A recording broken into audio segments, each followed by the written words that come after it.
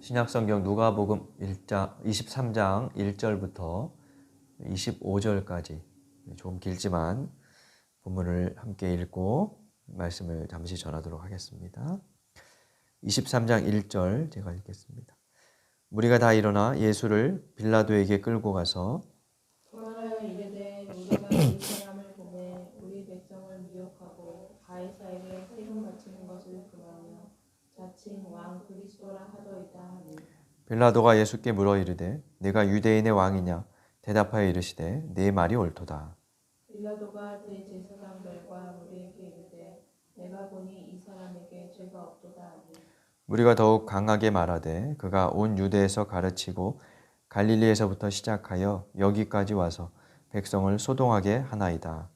빌라도가 듣고 그가 갈릴리 사람이냐 물어 헤롯의 관할에 속한 줄을 알고 헤롯에게 보내니 그때 헤롯이 예루살렘에 있더라. 헤롯이 예수를 보고 매우 기뻐하니 이는 그의 소문을 들었으므로 보고자 한지 오래였고 또한 무엇이나 이적 행하심을 볼까 바랐던 연고로다. 여러 말로 물으나 아무 말도 대답하지 아니하시니 대제사장들과 서기관들이 서서 힘써 구걸하더라. 헤롯이 그 군인들과 함께 예수를 업심여기며 희롱하고 빛난 옷을 입혀 빌라도에게 도로 보내니 헤롯과 빌라도가 전에는 원수였으나 당일에 서로 친구가 되니라. 빌라도가 대제사장들과 관리들과 백성을 불러 모으고 이르되 너희가 이 사람이 백성을 미혹하는 자라 하여 내게 끌고 왔도다. 보라 내가 너희 앞에서 신문하였을 때 너희가 고발하는 일에 대하여 이 사람에게서 죄를 찾지 못하였고 헤롯이 또한 그렇게 하여 그를 우리에게 도로 보내었도다. 보라 그가 행한 일에는 죽일 일이 없느니라. 그러므로 때려서 놓겠노라. 무리가 일제히 소리질러 이르되 이 사람을 없이하고 바라바를 우리에게 놓아주소서 하니 이 바라바는 성중에서 일어난 밀란과 살인으로 말미암아 옥에 갇힌 자더라. 빌라도는 예수를 놓고자 하여 다시 그들에게 말하되 그들은 소리질러 이르되 그를 십자가에 못 박게 하소서 십자가에 못 박게 하소서 하는지라. 빌라도가 세 번째 말하되 이 사람이 무슨 악한 일을 하였느냐 나는 그에게서 죽일 죄를 찾지 못하였나니 때려서 놓으리라 하니 그들이 큰 소리로 재촉하여 십자가에 못 박기를 구하니 그들의 소리가 이긴지라. 이에 빌라도가 그들이 구하는 대로 하기를 언도하고 그들이 요구하는 자 곧 밀란과 살인으로 말미암아 옥에 갇힌 자를 놓아주고 예수는 넘겨주어 그들의 뜻대로 하게 하니라. 아멘. 2000년 전 어느 주일 아침 예수님은 나귀를 타시고 예루살렘 성에 들어가십니다. 그분의 들어오는 모습을 보고 많은 무리가 몰려와 자신의 겉옷을 벗어 바닥에 깔고 종려나무 가지를 꺾어 흔들며 예수님을 맞이했습니다. 그 사건에 유래하여 오늘을 종려주일이라고 부릅니다. 성경에 명시적으로 주일, 월요일 이런 식으로 나오지는 않지만 그 요일이 이제 확정된 것은 그 후의 일이겠죠. 역추산하에 볼 때 그것이 주일에 일어났던 일이라 그렇게 추측됩니다. 예수님은 종려주일에 예루살렘에 들어가셔서 그 주 목요일 밤에 체포되십니다. 그리고 유대인들의 공회에서 불법적인 밤샘 신문을 받으시고요. 그 공회의 결과로 유대인들은 예수를 신성모독죄로 사형하기로 결의를 합니다. 그러나 사형 판결과 집행권이 지배국인 로마에 있었기 때문에 처형을 위한 허락이 필요했습니다. 그래서 그 다음날 아마도 이른 새벽이었을 것 같은데 금요일 이른 아침에 로마에서 파견한 총독 빌라도에게 예수를 끌고 가서 재판을 요청합니다. 우리가 읽은 누가복음 본문은 그 재판 과정을 보여주죠. 1절에 보니까 무리가 다 일어나 예수를 빌라도에게 끌고 갔다. 그리고 2절부터 고발하는 내용과 주고받는 대화가 이어집니다. 2절에 보니까 고발자들은 예수님을 이 사람이라고 부르며 그가 백성을 미혹했다라고 말하고 있습니다. 이 사람, 그러니까 이 점잖은 표현 같지만 원문의 뜻을 보면 그 작자 또는 이것이라고 부르는 매우 경멸적인 표현이라고 합니다. 그러면서 그들은 예수가 로마 황제에게 세금을 내지 말라고, 세금을 내지 못하게 했고 자기 자신을 그리스도 왕이라고 주장했다라고 그 미혹의 구체적인 예를 들어요. 이 두 가지는 서로 연결되어 있어요. 세금을 내지 못하게 하고 스스로 왕이라고 주장하는 것은 모두 로마 정부를 부정하는 행동입니다. 특히 자신을 왕이라고 부르는 순간 그는 지배국 로마의 관점에서 볼 때 반란자가 되겠죠. 예수를 확실히 제거하기 위해서 산헤드린 공회, 유대인 공회가 정치범 혐의를 씌워서 고발하고 있는 거죠. 예수가 왕이라고 스스로를 칭한다고 하니까 빌라도가 예수에게 내가 유대인의 왕이냐라고 물으며 신문을 시작합니다. 3절에 그 빌라도의 말에 예수님은 내 말이 옳도다라고 대답하세요. 이 말은 예수님께서 자신을 유대인의 왕으로 시인하신 것처럼 그렇게 들리는데요.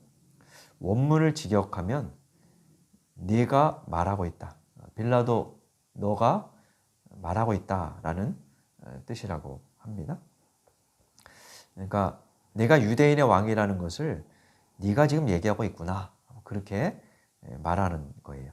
굉장히 모호하고 그래서 다양하게 해석할 수 있는 말인데 완전한 동의도 아니고 그리고 부정도 아닌 듯 그렇게 들리죠. 스스로를 고발자들의 주장처럼 예수님은 정치적인 의미에서의 왕으로 생각하지 않으셨어요. 그래서 아마 이렇게 대답을 하신 것 같습니다. 그 말을 듣고 빌라도는 대제사장들과 무리에게 예수는 무죄하다, 죄가 없다라고 말을 하죠. 그러자 유대 지도자들은 예수가 무죄하다는 빌라도의 선언에 더욱 발끈합니다. 그래서 5절에 보니까 무리가 더욱 강하게 말하되 그가 온 유대 갈릴리에서부터 여기 예루살렘까지 이스라엘 전역에서 백성을 선동하고 반란을 주도했다고 주장합니다. 그런데 예수가 갈릴리 출신이라는 말을 들은 빌라도는 그 갈릴리 지역이라는 말에 꽂혀서 갈릴리를 다스리고 있던 헤롯에게 예수를 보내야겠다고 생각해요.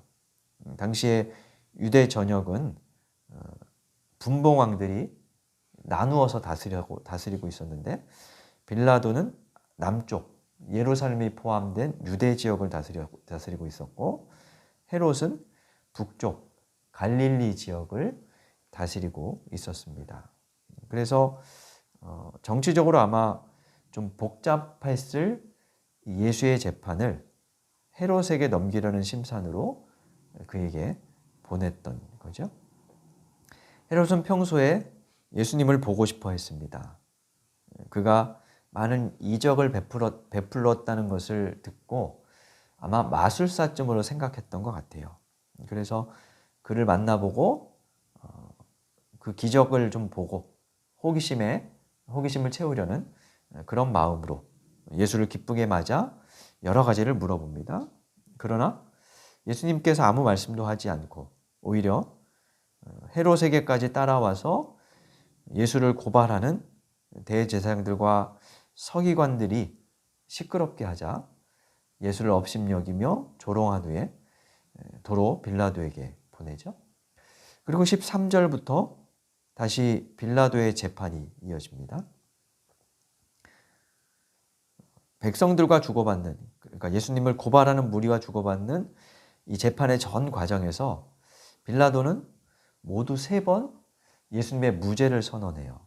4절과 14절 그리고 22절을 보면 예수에게서 죄를 찾지 못하겠다 라면서 예수를 석방하겠다고 합니다.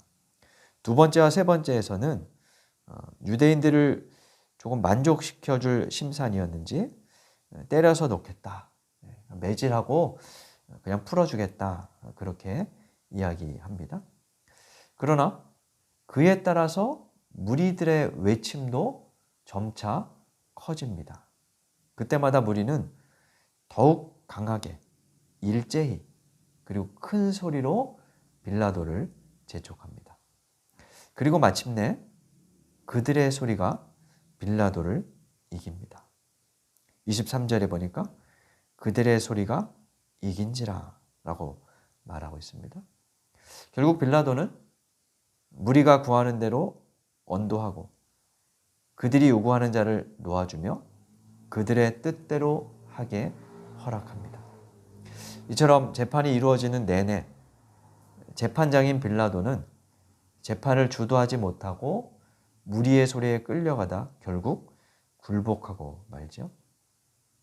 오늘 본문 외에 다른 구절이나 문헌을 보면 사실 빌라도는 그렇게 선량한 정치자거나 정치인이거나 통치자였던 것 같지는 않습니다. 그래서 예수에 대한 빌라도의 무죄 선언과 석방 의지 표현이 예수를 따르고 처형을 반대했던 무리에게 보이는 일종의 퍼포먼스였을 가능성도 있습니다. 정치인이란 원래 표와 인기를 얻기 위해서 이쪽 저쪽 다 내 편으로 만들거나 최소한 적으로 삼지는 않아야 하는 사람들이었기 때문에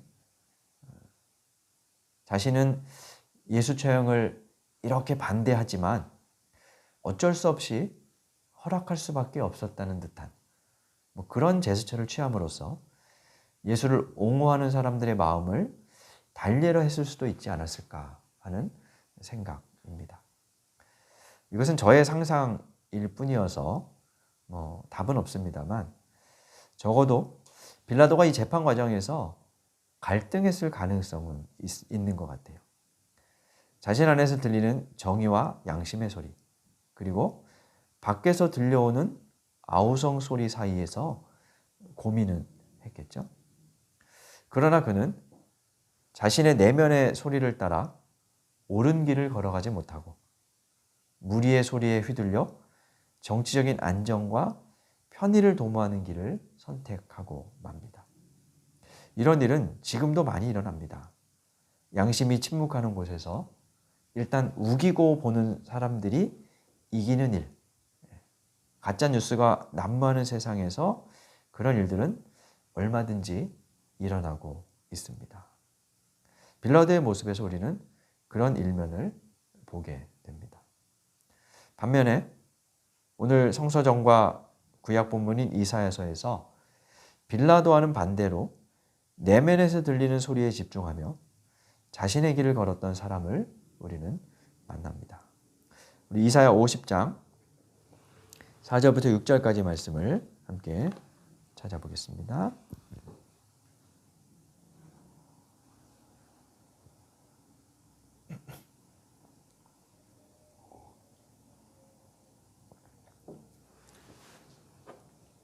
이사야 50장 4절부터 6절까지 우리 함께 읽겠습니다.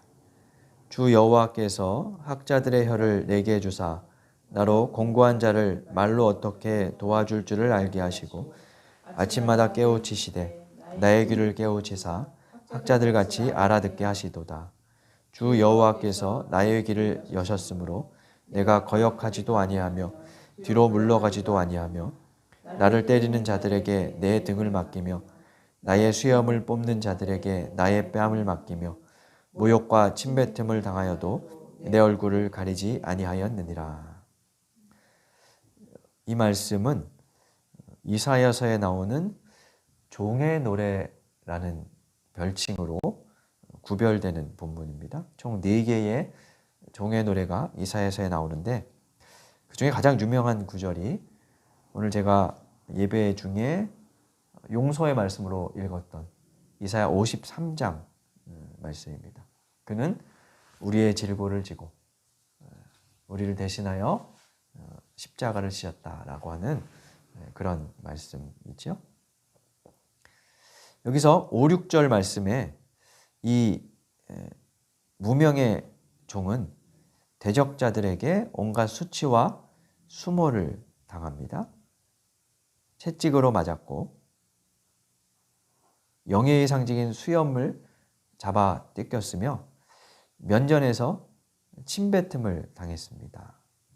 매우 수치스럽고 곤욕스럽고 모멸감을 느낄 만한 그런 상황들인 거죠. 그럼에도 그는 저항하거나 뒤로 물러가지 않고 모든 것을 감내했다고 말합니다. 어떻게 그럴 수 있었을까요? 그의 해답을 4절과 5절에서 우리는 찾을 수 있어요. 4절, 5절에서 비슷하게 반복되는 표현이 있는데 하나님이 아침마다 나를 깨우치시고 나의 귀를 열어 알아듣게 하셨다. 하나님의 말씀을 듣게 하셨다는 겁니다. 하나님이 귀를 열어주셨다는 것은 하나님의 말씀을 제대로 듣게 되었다는 거죠. 그는 자신을 모욕하고 손가락질하고 욕하는 사람들이 떠드는 밖의 소리가 아니라 자기 안에서 울려오는 하나님의 소리를 들으며 그 소리에 무게중심을 두었습니다. 그래서 흔들리지 않았던 거죠. 아니, 흔들리면서도 자기 길을 잃지 않고 순종하는 쪽을 걸어갈 수 있었습니다. 다시 누가복음으로 돌아가 보겠습니다. 빌라도의 재판장에 서신 예수님은 재판 당사자이셨습니다. 그 재판 결과에 따라 자신의 운명, 목숨이 좌우될 수밖에 없었습니다. 그럼에도 그분은 재판 내내 침묵하십니다. 민중들의 악다구니가 하늘을 뒤덮을수록 예수는 반대로 침묵하세요. 변호하거나 변명하거나 저항하지도 않으셨어요. 아마도 예수님은 그 순간에도 침묵하시며 하나님의 뜻을 물으셨을 것 같습니다. 그리고 하늘의 소리를 듣고자 집중하셨겠죠.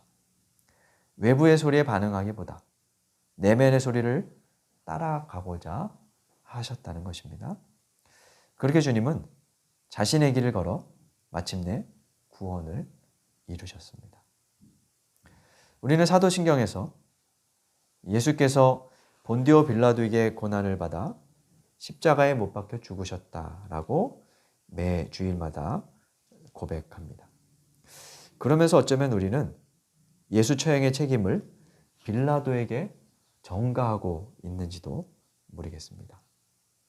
하지만 누구의 소리를 듣고 따르느냐에 따라 우리도 언제든 제2, 제3의 빌라도가 될 수 있습니다. 예수님은 우리를 위해 죽기도 하셨지만 우리로 인해 죽기도 하셨습니다. 우리의 죄를 위해서 죽기도 하셨지만 우리의 죄 때문에 죽기도 하셨습니다. 오늘부터 사순절의 절정인 고난주간이 시작됩니다. 어느 때보다 하늘의 소리를 묵상하며 집중할 때입니다. 하나님께서 우리의 귀를 열어주셔서 세상의 시끄러운 소리를 뚫고 들려오는 하늘의 소리를 듣게 하시기를, 그래서 그 소리가 들리는 방향으로 삶의 길을 정해 걷게 되기를 간절히 바랍니다. 마지막으로 한민복 시인의 나를 위로하며 라는 시를 읽고 마치겠습니다. 삐뚤삐뚤 날면서도 꽃송이 찾아앉는 나비를 보라 마음아. 시인은 여러 가지 상황에서 흔들리고 있었던 것 같습니다. 마음이 흔들렸겠죠? 그러면서 눈을 나비에게로 향합니다. 나비는 비틀비틀 나는 것 같으면서 마침내 꽃송이를 찾아 앉습니다. 그 모습을 보며 자신의 마음을 향해서 이 시를 읊조리는 거죠. 그래서 제목이 나를 위로하며입니다.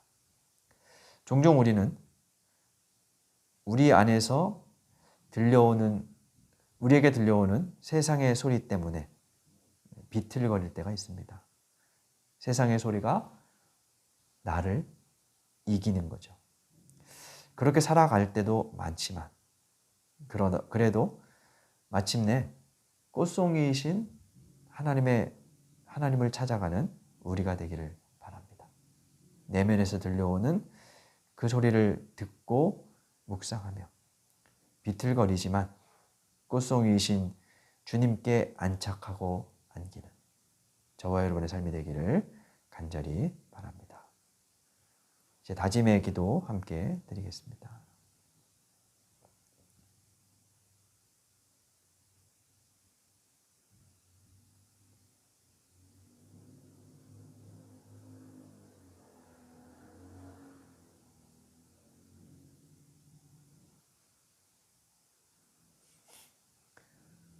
하나님, 사순절의 끝에 이르러 고난의 절정인 종려주의를 맞았습니다. 이 주간에도 우리에게는 마음을 뒤흔들고 어지럽게 하며 바른 판단을 내리지 못하게 하는 수많은 소리가 들려올 것입니다. 그러한 때에 고요히 침묵하며 주님의 소리를 듣게 하여 주옵소서. 우리의 귀를 열어주시고 깨우쳐 주옵소서. 그리하여 내 안에서 세상의 소리가 이기는 것이 아니라 하나님의 소리가 이기게 하옵소서. 죽음의 순간에도 침묵하며 하늘의 소리를 듣고 주어진 길을 걸어가신 예수님 이름으로 기도드립니다. 아멘.